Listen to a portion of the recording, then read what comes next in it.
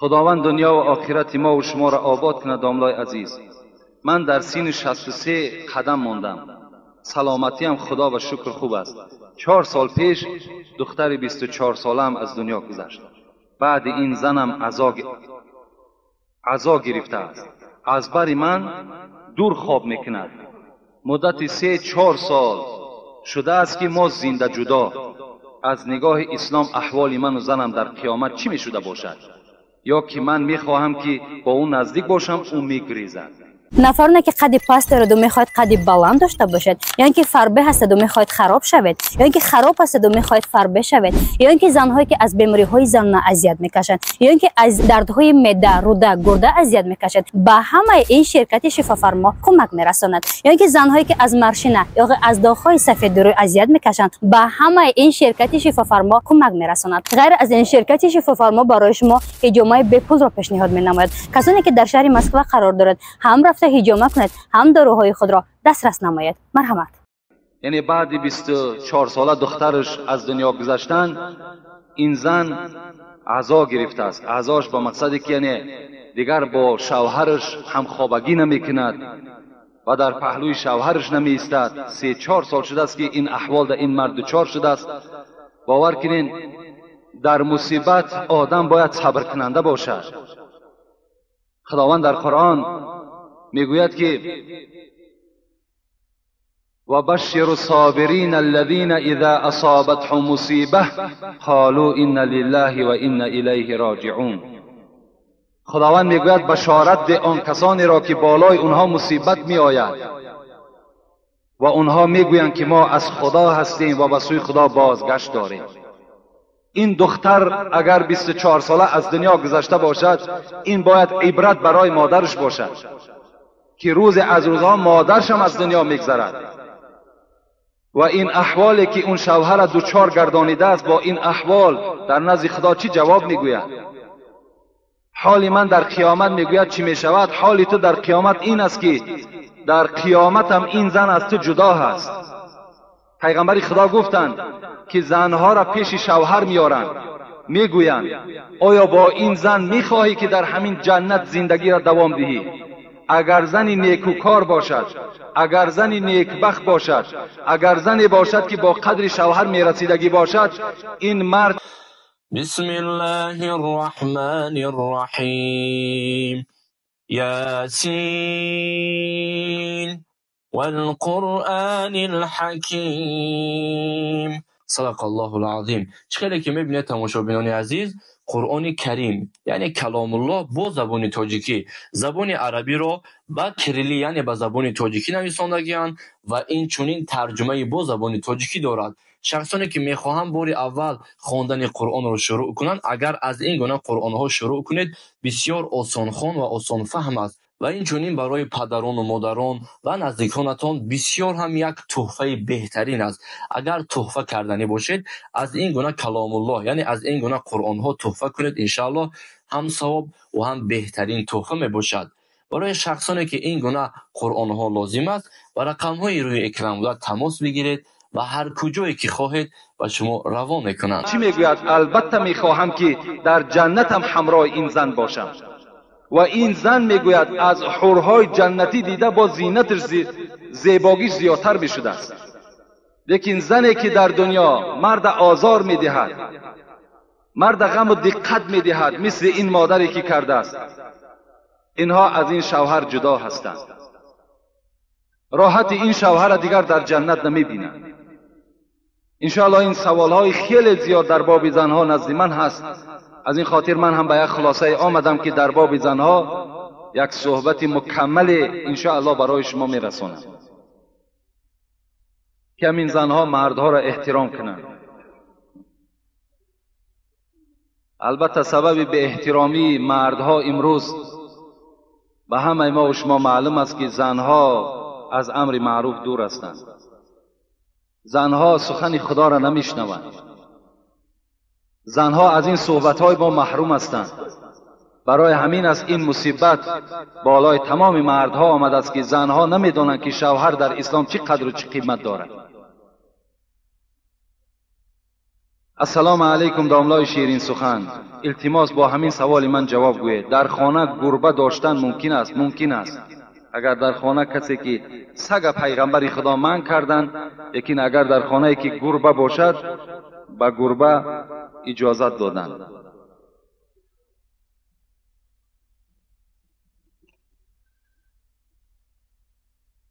ناخونی دست و پا را هر دویش را یک جایه گرفتن درست است یا نه؟ درست است. اگر ناخونی دست و پا را در یک مجلس، یعنی در همین روز جمعه، اگر ما و شما تازه کنیم، این سنت است، این بهتر است، این البته افضل تر است. یک کودک 10 ساله را نمازخوان کردن و در وقت نماز سنت را بلند خواندن درست است. بلند البته درست است. برای تعلیم دادن این کودک 10 ساله، یعنی خواندن نماز سنت و خواندن نماز فرض با طریق آواز بلند که تا که کودک تعلیم نماز گیرد، البته جایز است، درست است.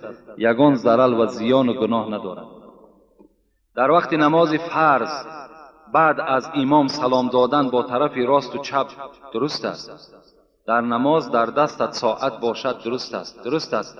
با ساعت نماز خواندن هیچ گناهی ندارد، لیکن بعد از امام البته سلام میدهیم. بعدی که امام سلام میدهد السلام علیکم و رحمت الله، شما السلام علیکم و رحمت الله میگویید. یعنی سلام البته بعد امام شما هم سلام میدهید. لفظ سلام شما هم تکرار میکنید. شخصانی که در خانه خود مگنیتوفون بلند کرده همسایه را آزار میدهند، آیا از روی اسلام است؟ نه، از روی اسلام نیست، بلکه آدم البته گناهگار میشود. ما در این باب صحبت داشتیم که در خانه هایی که مگنیتوفون ها بلند کردگی هست و آزار همسایه میشود، اینش باز گناه، یعنی گناه دویم درجهش است. گناه یکم درجهش این است که تو از رحمت خدا دور میشوی. بهترین صورت همین است که این مگنیتوفون هایی که در خانه داریم، در اینها شما کسیته های امر معروف اگذارید. در این مگنیتوفون ها شما صدای قرآن اگذارید، تا که در خانه های شما اگرچه خودت نمیخوانی قرآن، اگرچه وقت قرآن خوانی نداری، اقلا همون تلاوت قرآن در خانه صدا دهد. انشاءالله برکت می شود، نور می شود و تمام جین و تمام آن چیزی که ضرر رسان است، همه اینها از صدای قرآن میگریزند. که وقتی که شما مگنیتوفون با تمام آواز بلند میکنین که حتی که معنای همون سرود شما نمیفهمید، فقط همین یک گروم گروم گروم بست خلاص، در این حالت شما دعوت میکنید، بلا را دعوت میکنید به سوی خانتان. السلام علیکم. یک روز از بازار همین سامانی گذر داشتم، خرید کرده ایستاده بودم. باور کنین یک بیت در همون کسیت صدا میداد. خوب بدبخت بود است همون حافظ. کدام بدبختی روسیایی بود است، چنان یک گپ‌های بی شرمی بی حیانه در داخل همین ثبتش وجود دارد. باز تمام آن کسانی که در اطراف همون حافظ جمع شدگی است، همه اونها با تمام آواز با دستگیری کردیستند. باور که نوای ما تلفظ کردن نمیتونم. بی نهایت گپی قبیح. انا همین گونه کسیته ها در خانه ما و شما صدا میدهد. این صورت های یهودی هایی که هر روز شکار مسلمان میکنند که بالای خانه ما و شما قرار دارند، اینهاش کفایت نکرده بود که باز این صداهای خیلی ناخوبه در خاندان ما و شما صدا میدهند. خانه مسلمان، خانه آدم مسلمان باید که چی داشته باشد؟ خانه آدم مسلمان باید که صورت کعبه داشته باشد. در خانه آدم مسلمان باید که سوره آیت الکرسی باشد. در خانه آدم مسلمان باید که قرآن از بالای جیودان رهبر خانه گذاشته شدگی باشد. نه صورت این اکتیارها و این بازینگرهایی که در کیناها ما و شما میبینیم که اونها در دوام همین 3 ساعتی که کینا می رود یا 2 ساعتی که کینا می رود با چندین زن در همون داخل کینا علیه زنا میکنند. همونها را با ما و شما بالای خانه جا کردیم. باور کنین از این در بدبختی نیست. باور که حیا انسان باید شرم کند که نخواد در خانه مسلمان صورت کافر باید که گذاشتگی باشد. کنی شما یک گذر کنین همین دولت های کفر رفته و تماشا کنین در کدام خانه کافر قرآن است، در کدام خانه کافر صورت کعبه گذاشتگی است، در کدام خانه کافر سوره آیت الکرسی گذاشتگی است. چرا ما تقلید اونها میکنیم؟ چرا آنها تقلید ما نمیکنند؟ چرا ما لباسی اونها را میپوشیم؟ چرا اونها لباسی ما را نمیپوشند؟ اینا را شما خودتان مقایسه کنین. السلام علیکم محترم داملا، من از شما خواهش میکنم که درباره بعضا عرف و عادت‌هایی که تا حال در بین مردم ما وجود دارند و مثل در جنازه ها ارتش دادن، هفته، چیلم، 6 ماهگی و غیره روشنی اندازید و تا کدام اندازه درستی این را شرح دهید. شاید با این سوال ها شما بارها جواب داده باشید، تکرار هم شود، التماس بار دیگر مفصل تر فهمانید. در محله ما اگر با جنازه خانهای قطاری یک سامانی دهند، به حاجیان 5 سامانی می دهند. آیا این درست است؟ با احترام یکی از مخلصان شما. برادر عزیز، وقتی که همون حاجی یا داملایی که در همون معرکه جنازه اشتراک میکند، وقتی که برای او تو چی 5 سامانی میدهی چی 10 سامانی میدهی، این تو به یک نیت صدقات میدهی، اون کس ایره رد نمیکند، او را قبول میکند. لیکن من ندیدم هیچ حاجی و هیچ داملایی را که باید طلب کند که مرا 5 سامانی ده یا مرا 10 سامانی ده. من ندیدم تا حال و نشنیدم. وقتی که اونها را 5 سامانی دادین، 10 سامانی دادین برای همون خوشنودی ارواحاتان یا برای یک ختم قرآن کردن، دیگر بعد مذمتشان نکنین که من شما را 5 سامانی دادم یا 10 سامانی دادم، بلکه دادین با او کس وظیفه دار کنین که در حق پدر و مادر من دعا کن، وای خیر می شود، وای ضرر ندارد.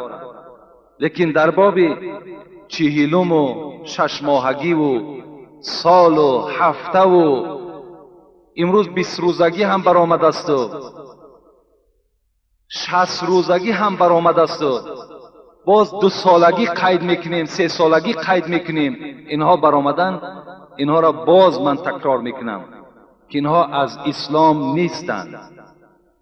در یگان احادیث های پیغمبر خدا نگذشت است که خواه پیغمبر خواه اصحاب او را 3 بیگینه کرده باشند یا هفته داده باشند یا 40 داده باشند یا دیگر معرکه هایی که هستند. اینها عرف و عادت هایی هستند که در بین ما و شما اینها را دشمنان اسلام پیدا کردند، برای شکستن اقتصاد مسلمان همینها را برآوردند. امروز اقتصاد ما را شکستند. باور کنین ما هیچ کدام بای شده نمیتوانیم، برای که شکر خدا 10 تا فرزند داریم، 10 فرزند داریم. اگر هر کدام اوس 1 سال پس از دنیا گذرند، اینقدر معرکه‌ای که ما و شما میگذرانیم حساب کنین چند هزار دلار را تشکیل میدهد. باور کنین همین 6 ماهگی و 40 و همین نان معرکه هایی که برآمده است، همین ها چنان در بین ما و شما یک عمل خیلی زشتی دیگر را پیدا کردند. چه عملی زشت است؟ پدر و مادر را دوست داشتن این فرض است. پدر و مادر دوست داشتن فرض است، لیکن وقتی پدر و مادر بیمار می شود، ما دیگر از مردنش فراموش کردگیم، مردنش در میلش راضی هستیم، لیکن از معرکش می ترسیم. دیگر هیچ غمگین نیستیم که پدرمان هم گذشت میلش گذرد، مادرم هم گذشت میلش گذرد، لیکن معرکه ای را چخیلی می کرده باشید. اینقدر مبلغ از کجا من میافته باشم؟ باور که من در فکر دیگر محبت پدر مادر نیستیم، فقط همین در خیال ما فقط نان و معرکش میگذره. از خانه بیرون برآمده نمیتوانیم، هیچ جا استراحت کرده نمیتوانیم. تمام در راحت برای آدم مسلمان بسته شده است. برای مبلغ نداریم دیگر. یک کتاب برای تبلیغ خریده نمیتوانیم. 4 سومی که میآوریم پس انداز کردیم برای پدر و مادر من مرده شد. نیست دیگر، ماندیم. چیکار کنیم؟ امروز باید که همه اتفاق شود. اقلاً کمی از اینها را از بین بیرون کنیم. اقلاً سه بگینش نابود کنیم. اقلاً همین 40 و 20 و 6 ماهه و دیگرش دور کنیم. کدام از انسانی که نان معرکه میکند وقتی خاندانش میروی باور کنیم فقط گپش همین است. بسیار مشکل من آمد، بسیار مشکل من آمد، بسیار زور من آمد. حتی که دست به قرضم زدن، از کجا خیر احسان می شود؟ به قرض خیر احسان کردگی ده باور که همون خوردگی آدم گناهگار می شود خودش. هفته ما تمام کردیم تا آخری سال پنجشنبگی. امروز چنان با بیرحم میشیدیم که از 10 نفر 15 نفر در خانه ها کم نیستند. 3 طبق 4 طبق هر روز پنجشنبه. دیگر در این بابت باور کنید من هیچ صحبت کردم نمیتوانم. اینا فقط باید که همبستگی باشد، چه از طرف وکیل محله، چه از طرف همون نظارتچی که در محله از طرف کارگرای ارگان‌های داخلی وابسته هستند. یعنی همه کسا اگر به این مبارزه بریم انشاءالله ما این را از بین نابود میکنیم. لیکن برای نابود کردنش بعضی از برادرها شاید که خفه هم شوند. خفه هم که شوند اسلام دستورش این نیست. خداوند در قرآن میگوید و ما یعمل مثقال ذره خیر یره و ما یعمل مثقال ذره شر یره. خیر احسان دستت میرسد، من زید نیستم. در حق پدر مادرت خیر احسان کن، باز همسایه ها تا دستگیری کن برای روحانیت پدر مادرت. خب این زلالی ندارد.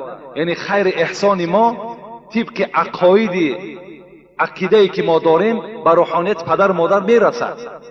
خیر احسانی که میکنیم اگر یک سامانی هم که باشد به روح پدر مادر ما و شما میرسد، لیکن با شرطی که ما شرایط داشته باشیم، با شرطی که دستمان رسد.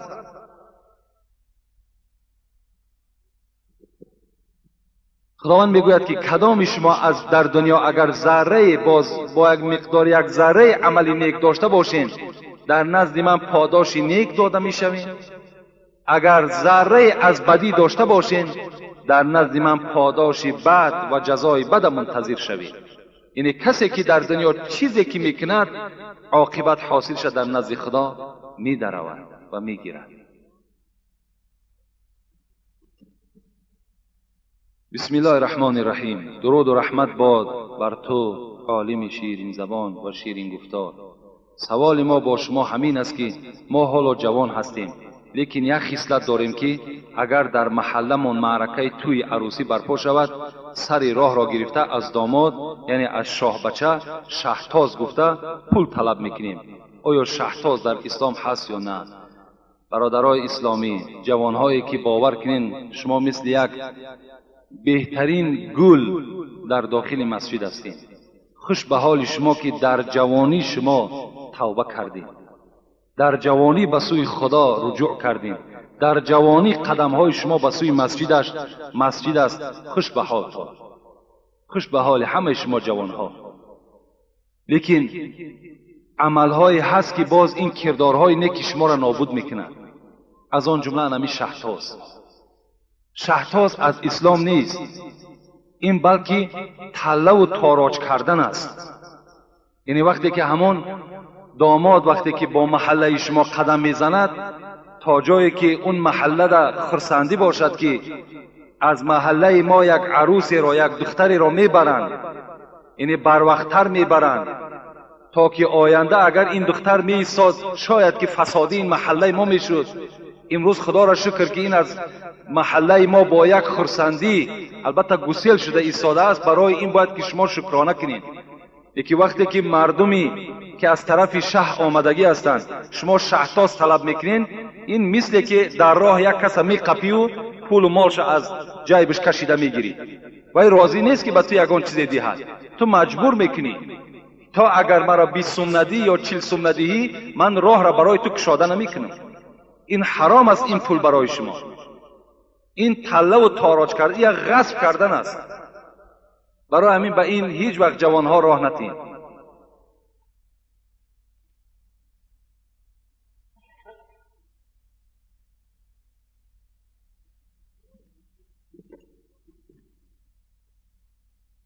السلام علیکم اکای حاجی میرزا، التماس میکنم به سوال من جواب کردانی.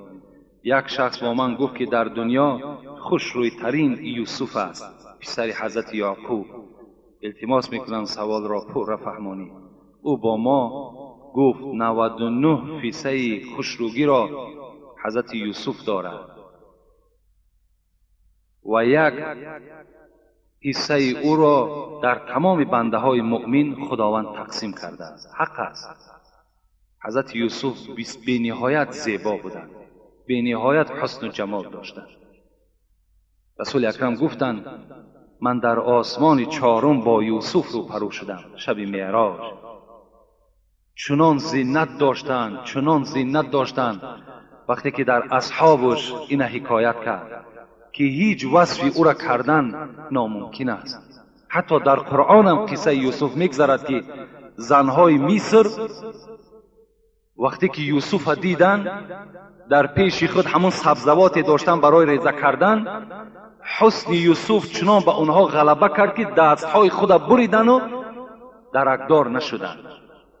دستهای خود خونشار کردن، درکدار نشدند، زیرا که حسن یوسف دیدگی آدم یعنی تماما از هوش میره. لیکن یکی از حدیث های پیغمبر خدا ده، یکی از صحابه ها میگوید روز من مهمان پیغمبر بودم، شبی میگد 14 ماه بود میگد، یعنی شب 14 ماه چقدر روشن از زیبا هست. میگد من در پهلوی پیغمبر خدا نشسته بودم، پیغمبر میگد صحبت داشت، یعنی پیغمبر ما و شما. میگوید در همون خانه ای که نشسته بودیم نور پیغمبر خدا میگد همون خانه را فرا گرفته بود. همین صحابه پیغمبر میگوید قسم به خدا میگوید من گاه میگد مهتاب نگاه میکردم روشنیشه، گاه میگد چهره پیغمبر خدا را به خدا قسم که چهره پیغمبر میگه از مهتاب دیده روشنتر بود. یعنی پیغمبر ما و شما از مهتاب هم دیده روشنتر بودن. یعنی حسن رسول اکرم از حسن یوسف هم دیده بالاتر بودن.